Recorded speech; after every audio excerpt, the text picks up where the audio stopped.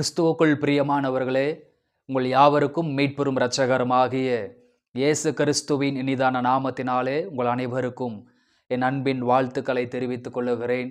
மீண்டும் ஒரு விசை சமயத்திற்கேற்ற வார்த்தை என்கிற இந்த நிகழ்ச்சியின் மூலமாக கர்த்தருடைய வார்த்தைகளை பகிர்ந்து கொள்வதிலே மிகுந்த சந்தோஷப்படுகிறேன். கர்த்தர் மகிமைப்படுவாராக. இந்த நாளிலும் கூட உங்களுக்காக ஒரு வேத வசனத்தை வாசித்து உங்களுக்காக ஜெபிக்க விரும்புகிறேன். என்னோடு கூட வேதத்தை திருப்பிக் கொள்ளுங்கள். 1 சாமுவேல் 1 அதிகாரம் அதனுடைய 12வது வசனத்தை வாசிப்போம். 1 சாமுவேல் 1 அதிகாரம் 12வது வாக்கியம். அவள் கர்த்தருடைய சந்நிதியில் வெகுநேரம் விண்ணப்பம் பண்ணுகிற போது ஏலி அவள் வாயை கவனித்து கொண்டிருந்தான் என்று வேதத்தில் வாசிக்கிறோம். என் கண்பான தேவனுடைய பிள்ளைகளே, சமயத்திற்கேற்ற வார்த்தை என்கிற இந்த நிகழ்ச்சியில் இந்த காலை பொழுதிலே 2 விதமான காத்திருப்பு என்கிற தலைப்பிலே கர்த்தருடைய வார்த்தைகளை சிந்திக்க போகிறோம். அருமையான இந்த பகல் வேளையிலே இந்த உலகத்தில் வாழ்கிற நாம் அனைவருமே சில காரியங்களுக்காக காத்திருக்கிற ஒரு பழக்கமுடையவர்களாய் இருக்கிறோம். பரிசுத்த வேதத்தில் அநேக விதமான காத்திருப்புகளை குறித்து வேதத்தில் நாம் படிக்க முடிகிறது. அதில் 1 சாமுவேல் 1 அதிகாரத்தில் 2 விதமான காத்திருப்புகளை குறித்து நாம் படிக்க போகிறோம்.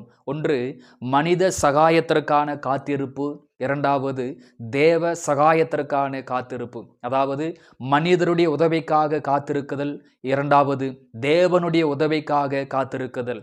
அப்போ இந்த உலகத்தில் வாழ்கிற தேவனுடைய மக்கள், விசுவாச மக்கள் 2 நிலைகளிலே வாழ்ந்து கொண்டிருக்கிறார்கள். ஒரு சில மக்கள் ஸ்தோத்திரம் சொந்த பந்தங்களை அதிகமாக நம்பி அவங்களுடைய கரத்திலிருந்து ஏதாவது நன்மைகளை பெற்றுக்கொள்வதற்காக, நண்பர்களிடத்திலே நன்மைகளை பெற்றுக்கொள்வதற்காக, சமுதாயத்திலே நன்மைகளை பெற்றுக்கொள்வதற்காக, வேலை செய்கிற ஸ்தலத்திலே நன்மைகளை பெற்றுக்கொள்வதற்காக அவர்கள் எப்படியாகிலும் உதவி செய்வார்கள் என்று சொல்லி அவங்களுடைய நன்மைக்காக காத்திருக்கிற ஒரு கூட்டம் உண்டு.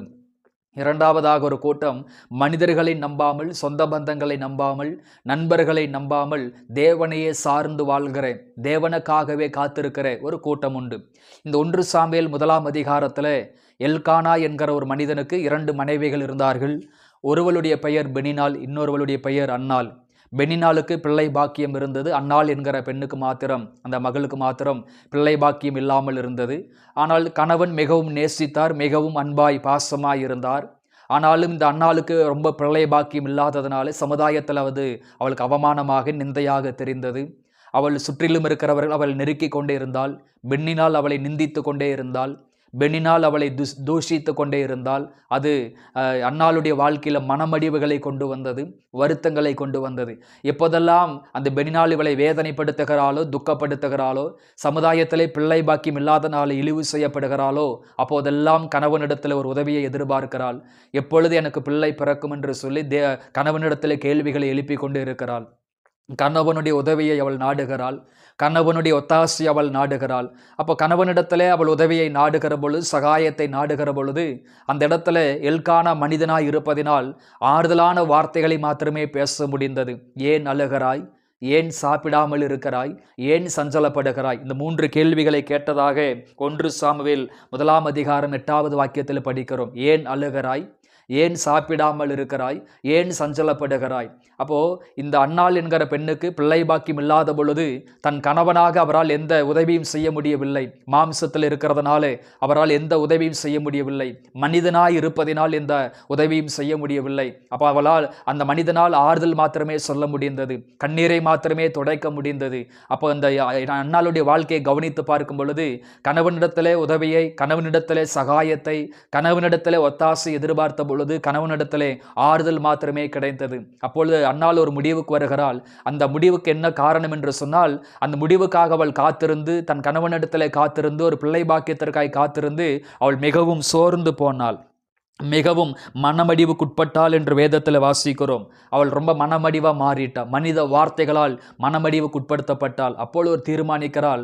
1 சாமுவேல் 1 அதிகாரம் 10வது வாக்கியத்தில் அவள் போய் மனம் கசந்து மிகவும் அழுது கர்த்தரை நோக்கி விண்ணப்பம் பண்ணி, அப்போ 10ஆம் வசனத்திலிருந்து 12வது வசனம் வரைக்கும் பைபிள் சொல்லுகிறது, வெகு நேரம் விண்ணப்பம் பண்ணினாள், வெகு நேரம் தேவ சமூகத்திலே காத்திருந்தாள். அப்போ இவ்வளவு காலம் உலக பிரகாரமான ஒரு காத்திருப்பு, இவ்வளவு காலம் மாமிஷிக பிரகாரமான ஒரு காத்திருப்பு, இவ்வளவு காலம் ஸ்தோத்திரம் கணவனை சார்ந்த ஒரு காத்திருப்பு, இப்படி உலக பிரகாரமான ஒரு அற்புதத்திற்காக, உலக பிரகாரமான ஒரு நன்மைக்காக, உலக பிரகாரமான ஒரு மேன்மைக்காக, ஒரு மனித சகாயத்திற்காக, மனித உதவிக்காக காத்திருந்து காத்திருந்து அவளுக்கு மனமடிவுகள் மாத்திரமே கிடைத்தது, வருத்தங்கள் மாத்திரமே உண்டாயிற்று. ஆனால் எப்பொழுது இந்த மனிதனை நம்புவதை பார்க்கிலும் கர்த்தரின் பேரில் பற்றுதலாய் இருப்பதே நலம் என்று சொல்லி தேவ சமூகத்திலே அவள் அமர்ந்து ஜெபிக்க ஆரம்பித்த பொழுது கர்த்தர் அவளுடைய ஜெபத்தை கேட்டார் என்று வேதத்திலே வாசிக்கிறோம்.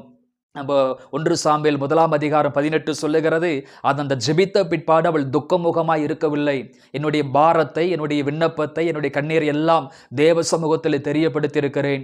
நிச்சயமாக நான் தேவ சமூகத்தில் காத்திருந்த எனக்கு ஆண்டவர் வெக்கப்பட விடமாட்டார். நெடுங்காலமாய் காத்திருக்குதல் இருதயத்தை இளைக்க பண்ணும், விரும்பினது வரும்போது அது ஜீவ விருட்சம் போல் இருக்கும் என்கிற வார்த்தை கேட்பேன். அவள் ஒரு தீர்மானம் எடுத்தால், ஆண்டவர் என் ஜெபத்தை கேட்டிருக்கிறார், என் விண்ணப்பத்தை கேட்டிருக்கிறார், எனக்கு நிச்சயமாக ஒரு பிள்ளை பாக்கிய தருவார், நான் முன்போல அழுது கொண்டு இருக்க மாட்டேன், முன்போல நான் சாப்பிடாமல் இருக்க மாட்டேன் அப்படின்னு சொல்லி அவள் ஒரு தீர்மானம் எடுக்கிறாள். அப்ப 1 வாக்கியத்தை வாசிக்கும் பொழுது கணவன் கேட்கிறார், ஏன் அழுகிறாய், ஏன் சாப்பிடாமல் இருக்கிறாய் என்று சொல்லி. ஆனால் அதே 1 18 சொல்லுகிறார், அவள் போஜனம் செய்தாள்.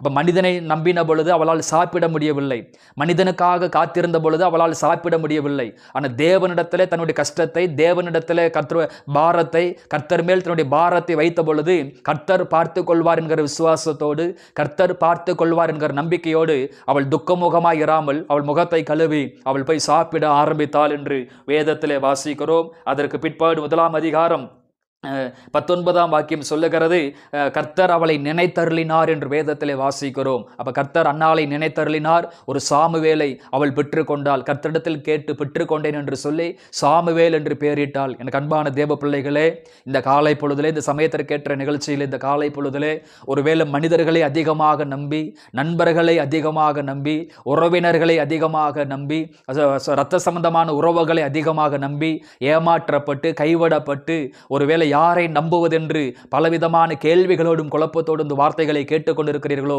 வேதம் சொல்லுகிறது, உதைவரும் பருவதங்களுக்கு நேராக உங்கள் கண்களை ஏறெடுங்கள், கர்த்தரை நம்புங்கள், கர்த்தரை விசுவாசிங்கள். மனிதனுக்காக நீங்கள் காத்திருக்கிறதை விட அவர் உதவி செய்வார், இவர் உதவி செய்வார், இவர் பண உதவி செய்வார், இவர் எனக்கு பொருள் உதவி செய்வார், இவர் எனக்கு வேலை வாங்கி தருவார், இவர் எனக்கு திருமண காரியங்களை முன்னெடுப்பார் என்று சொல்லி மனிதனுக்காக நீங்கள் காத்திருப்பதை விட்டுவிட்டு தேவ சமூகத்தில் அமர்ந்து தேவனிடத்தில் நீங்கள் காத்திருப்பீர்களானால் நிச்சயமாகவே நெடுங்காலமாய் காத்திருக்கிற சில காரியங்களுக்கு ஆண்டவர் இந்த மாதத்திலே சில முடிவுகளை கர்த்தர் உண்டாக்குவார். உங்களோட நிச்சயமாகவே முடிவுண்டு, உன் நம்பிக்கை வீண் போகாது என்கிற வார்த்தை கேட்பேன். உங்களுடைய எல்லா புலம்பலையும் கர்த்தர் ஆனந்த களிப்பாக மாற பண்ணுவார். அப்ப மாம்சீக பிரகாரமா மனிதனுக்காக, மனித உதவிக்காக நீங்கள் காத்திருப்பதை விட்டுவிட்டு தேவ சமூகத்தில் அமர்ந்து தேவ சமூகத்தில் காத்திருந்து நீங்க ஜெபம் பண்ணுங்க. நிச்சயமாகவே உங்கள் மன விருப்பத்தை கர்த்தர் நிறைவேற்றுவார், வாஞ்சைகளை நிச்சயமாகவே நிறைவேற்றுவார். இந்த வார்த்தைகளின் அடிப்படையிலே இந்த நாள் உங்களுக்கு ஆசீர்வாதமாக இருக்கும்படி உங்களை மனதார வாழ்த்துகிறேன். கண்களை மூடி ஒரு வார்த்தை ஜெபிப்போம். அன்பின் பரலோக பிதாவே, ஆசீர்வாதமான இந்த பகல் வேலைக்காக நன்றி அப்பா. அன்னாளை போல மனித சகாயத்திற்காக, மனித உதவிக்காக நெடுநாளாய் காத்திருந்து அப்போ ஸ்தோத்திரம், மன வருத்தங்களும் மனமடிவுகளும் விரக்திகளை மாத்திரமே சந்தித்த சில பிள்ளைகள் இந்த வார்த்தைகளை காலை பொழுதிலே கேட்டுக்கொண்டிருக்கிறார்கள் அப்பா. இனி மனிதர்களை நம்பாமல் கர்த்தரை சார்ந்து கொண்டு கர்த்தருடைய சமூகத்தில் அமர்ந்து கர்த்தரை நோக்கி பார்ப்பதற்கு ஆண்டவர் உதவி செய்யும்படி நாங்கள் மனதார ஜெபிக்கிறோம். ஆண்டவரே, தேவ சமூகத்திலே காத்திருந்து அற்புதங்களை பெற்றுக்கொள்ள, தேவ சமூகத்திலே காத்திருந்து அதிசயங்களை பெற்றுக்கொள்ள, கண்ணீர் துடைக்கப்பட, திருமண தடைகள் மாற, பிள்ளை பாக்கியங்கள் உண்டாக நாங்கள் மனதார ஜெபிக்கிறோம். ஆண்டவரே, வேலை ஸ்தலத்தில் காணப்படுகிற தடைகள் இயேசுவின் நாமத்தில் மாறட்டும். மன அழுத்தங்கள், மனச்சோர்வுகள், விரக்திகள், மனமடிவுகள் எல்லாவற்றையும் பரிசுத்த ஆவியானவர் மாற்றி போடும்படியாக நாங்கள் ஜெபிக்கிறோம். யாரெல்லாம் புலம்பலோடு இந்த வார்த்தைகளை கேட்டுக்கொண்டிருக்கிறார்களோ அந்த புலம்பலை எல்லாம் கர்த்தர் ஆனந்த களிப்பாக மாற பண்ணும். ஆண்டவரே ஸ்தோத்திரம். இவங்களுடைய காத்திருப்பு ஒரு நாளும் வீணாய் போகாதபடி மகிமையான காரியங்களை செய்யும்படி நான் மனதார ஜெபிக்கிறேன். பொறுப்படுத்திக் கொள்ளும், பலப்படுத்தும். இயேசுவின் நாமத்தில் பிதாவே, ஆமேன், ஆமேன். கிறிஸ்துவுக்குள் பிரியமானவர்களே, இந்த வார்த்தைகளின் அடிப்படையிலே ஆண்டவர் உங்களை ஆசீர்வதிப்பாராக. God bless you.